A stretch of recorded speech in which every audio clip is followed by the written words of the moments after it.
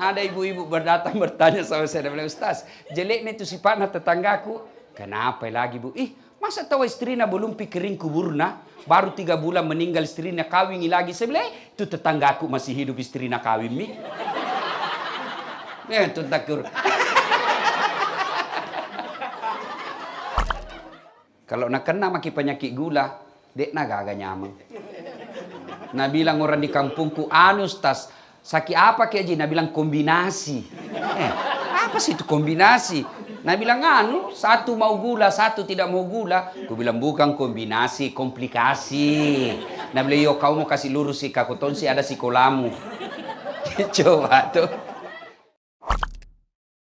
Ini cerita wallahu alam benar atau tidak. Usianya sudah 75 tahun. Ini bapak, setiap dia panggil istrinya sayang. Sayangku ada tamu. Sayangku buka pintu. Sayangku bikin es dulu. Kata cucunya, kakek romantis betul ya. Dia panggil cucunya, jangan kau ribut. Ku lupa namanya nenekmu.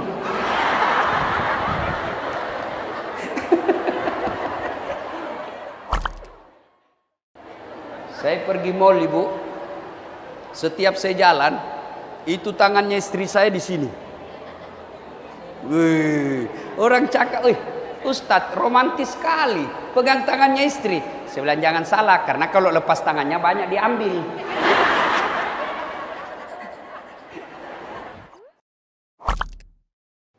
Bapak merasa hebat banyak pengikut, masuk pilcaleg. Negara kita negara konstitusi, bukan negara rimba. Kalau bapak merasa hebat ikut pilkada, masuk jadi calon anggota DPR, masuk jadi anggota calon bupati independen. Lalu apa? Perbaiki negaramu melalui konstitusi. Saya bilang sama mahasiswa saya, tidak usah kau demo deh. Kau kasih macet jalan, orang mau pergi rumah sakit akhirnya wafat di jalan karena tertutup. Kalau kau mau perbaiki negaramu, kau pulang kampung ke kabupaten, cari kau 1.500 suara kau bisa jadi anggota DPR, dapat kau 3.000 kau bisa jadi ketua DPR, perbaiki negaramu melalui konstitusi. Itu begitu caranya. Jangan kita maki-maki, saling menghina. Ya Bapak saudara-saudara sekalian, mohon maaf kalau kita berbeda pendapat dalam hal ini. Mari kembali evaluasi rumah tangga kita masing-masing. Kesuksesan kita lebih utama di rumah, bukan lebih pada kantor. Rumah saja. Dan yang paling real, lihat anak kita. Saya yakin Pak Sandi bisa seperti ini bukan karena beliau yang hebat. Bukan Pak. Dasat Latif dan kita pada eselon yang hadir di tempat ini bisa capaian seperti ini bukan karena kita yang hebat, tapi ibu bapak kita yang didik dan doa-doa dari ibu bapak.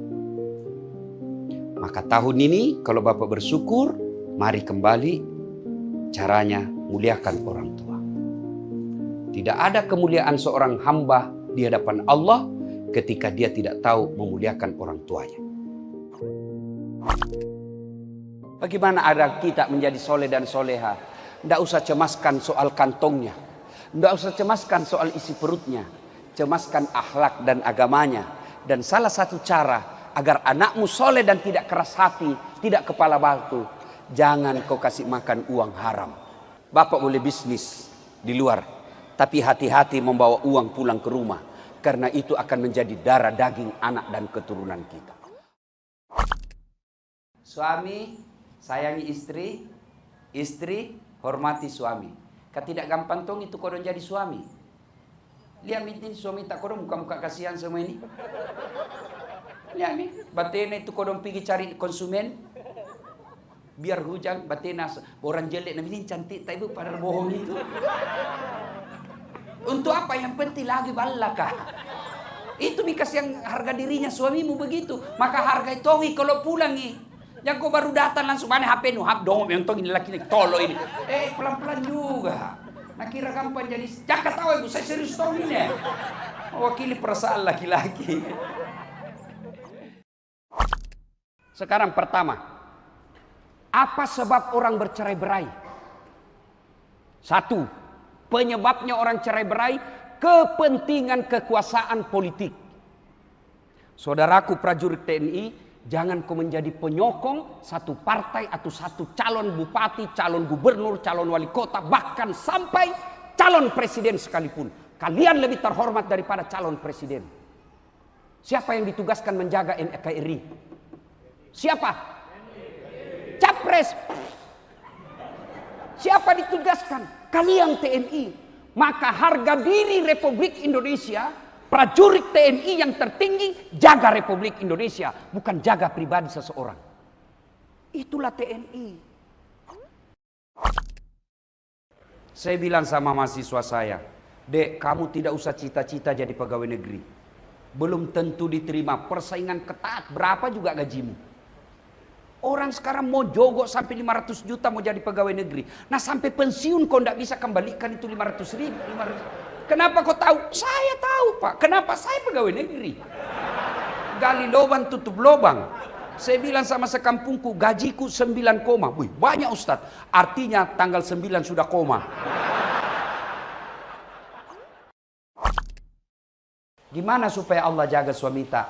Bersedekah, karena sedekah itu tolak bala. Bangun maki tengah malam, minta pertolongan Allah, sholat hajat namanya. Ya Allah, lindungi suamiku, hindarkan dari wanita jahat. Ya Allah, ini ada uangku 5 juta, saya tolak bala, bawa ke masjid, bawa ke anak yatim, bawa janda-janda tua, tolak bala. Mudah-mudahan 5 juta ini Allah hindarkan suamiku dari wanita jahat. Bismillah. Coba maki. Yang jadi masalah kalau suami tak bangun tongi sholat tak hajat. Karena tahu Tommy rumusnya. Selesai sholat, ya Allah, capek malia istriku, marah-marah saja kerjanya, ya Allah, boleh dede bateku nasesa. Sampai ada itu temanku ibu, temanku nak bilang, Ustaz, selama saya selalu dengar ceramah Ustaz, sekarang istriku jadi malaikat nih. Wih, hebat nak tahu, tapi nak bilang, tapi malaikat pencabut nyawa Ustaz.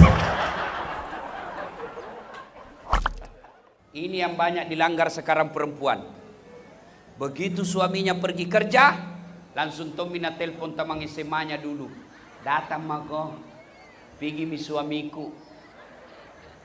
Bu, dengar, tidak boleh memasukkan laki-laki lain ke rumah tanpa izin suami.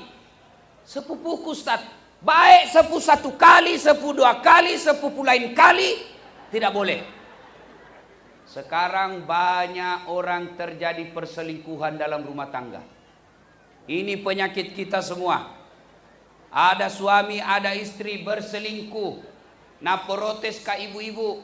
Nah bilang, Ustaz, lebih banyak laki-laki selingkuh daripada perempuan. Siapa bilang? Sama jumlahnya. Kenapa bisa? Tidak mungkin laki-laki selingkuh sama laki-laki. Masa ada laki-laki baik-baik, sholatnya bagus, sedekahnya baik, tampangnya baik, tutur katanya lembut. Masa dia pergi berselingkuh? Itu tidak masuk di akal. Akhirnya kami yang baik-baik ini kau curigai juga. Yang bener aja bos. Sampai pulang, sampai HP-nya suamimu kau periksa.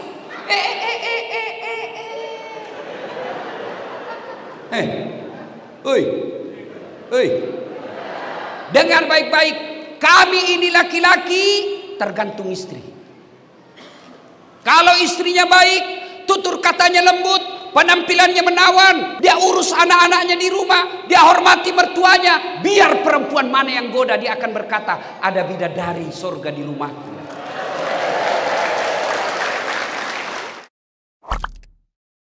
Al-Quran mengajarkan, imma yablughanna indakal kibra ahaduhuma au kilahuma fala takul lahuma uf wala tanharhuma wa kullahuma qaulan karima.